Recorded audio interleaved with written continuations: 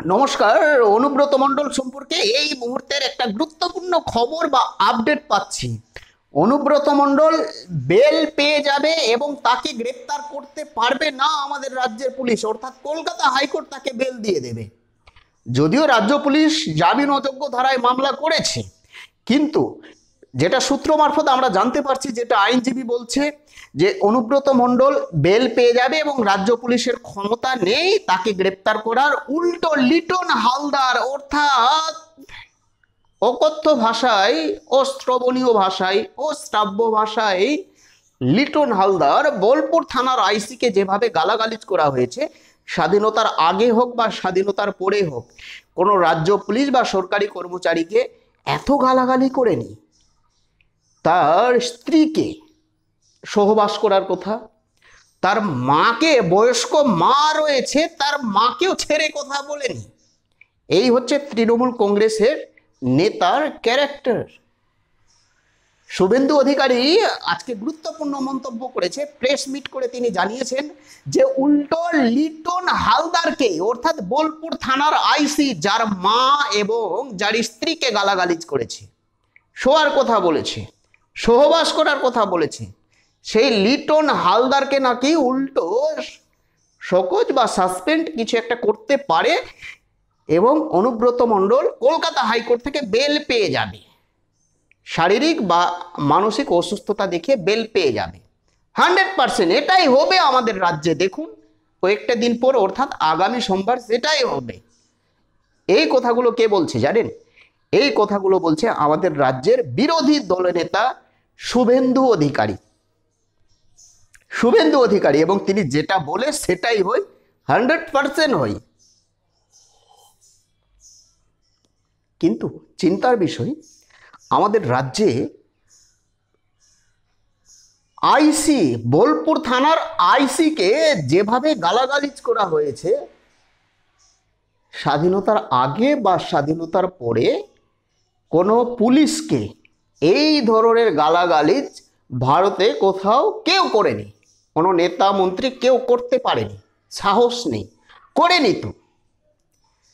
তার মাকে, তার স্ত্রীকে যে ভাষায়, অকথ্য ভাষায়, অশ্রাব্য ভাষায়, অসামাজিক ভাষায় গালাগালিজ করেছে, আমার মনে হচ্ছে যে সেই পুলিশের জায়গায় অন্য কোনো সাধারণ ব্যক্তি যদি থাকতো তাহলে তাকে ছেড়ে কথা বলতো না। রাজ্য পুলিশের আইসি, বোলপুর থানার আইসির ধৈর্য দেখুন। তার মানে কি তার তার ভেতরে কোনো ফল্ট রয়েছে? অনুব্রত মণ্ডল বলতে চেয়েছেন যে যে কোনো মামলার ক্ষেত্রে তিনি টাকা নেই, ঘুষ নেই, 5,000 বা 7,000 একটা অঙ্কের পরিমাণ উল্লেখ করেছে। 5,000 বলেছে, আমরা স্পষ্ট ভাষায় শুনতে পেয়েছি সেই কোল রেকর্ডিংয়ে।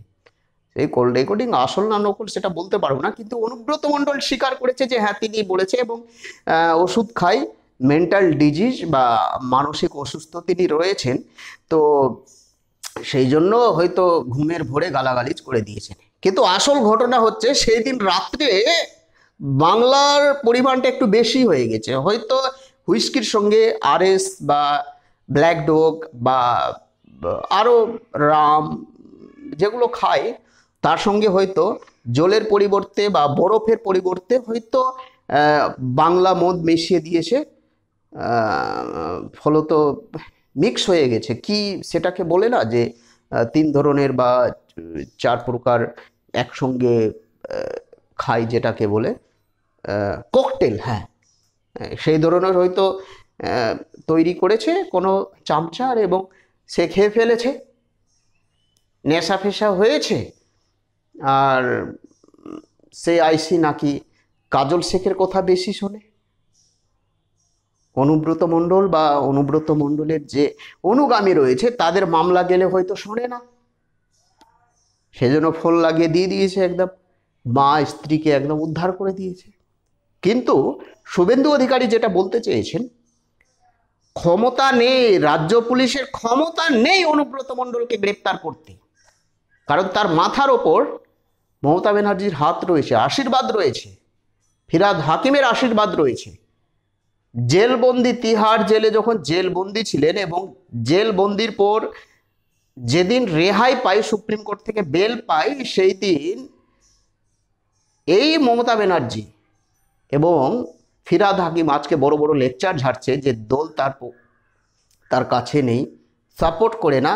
এরা দুজন প্রেস মিট করে জানিয়েছিলেন যে বাংলার বাঘ এবং বীর সম্মানে তাকে ফেরানো হবে, বীরের সম্মানে ফেরানো হবে। যেমন কোনো যুদ্ধে গিয়ে কেউ জয়ী হয় কোনো বীর, সেই বীরের সম্মানের নেই, তাকে ফেরানো হবে আমাদের বাংলায়। ফিরিয়েছে ঢাকঢোল পিটিয়ে। তারাই তো তাকে সাপোর্ট করছে, আজকে না হয়ে সাপোর্ট করছে না। শুভেন্দু অধিকারী চ্যালেঞ্জ নিয়েছে এবং তিনি এই মামলার ভবিষ্যৎ সম্পর্কে তিনি বলেই দিয়েছেন যে 100% অনুব্রত মণ্ডল বেল পাবে এবং উল্টো লিটন দাসকে সকজ বা সাসপেন্ড কিছু একটা করা হবে, অর্থাৎ তার বিরুদ্ধেই আরো ব্যবস্থা নেওয়া হবে, উল্টো আইসির বিরুদ্ধে ব্যবস্থা নেওয়া হবে। ভাবতে পারছেন আমাদের রাজ্যে কি ঘটনা হচ্ছে?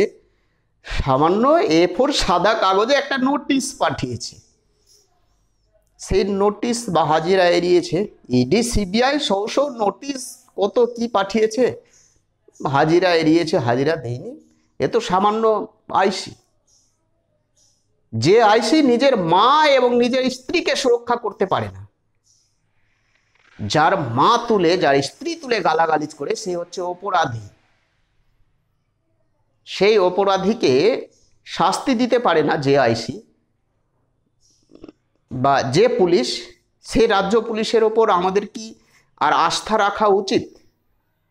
আপনার কি মনে হচ্ছে, আস্থা রাখা উচিত কি? কমেন্ট করে জানাবেন। তো যাই হোক, শুভেন্দু অধিকারী বলেই দিয়েছে ইডি এবং সিবিআইয়ের নোটিশ অনেক তিনি হাজিরা এড়িয়েছেন, শ্বশুরিরা হাজিরা দেননি।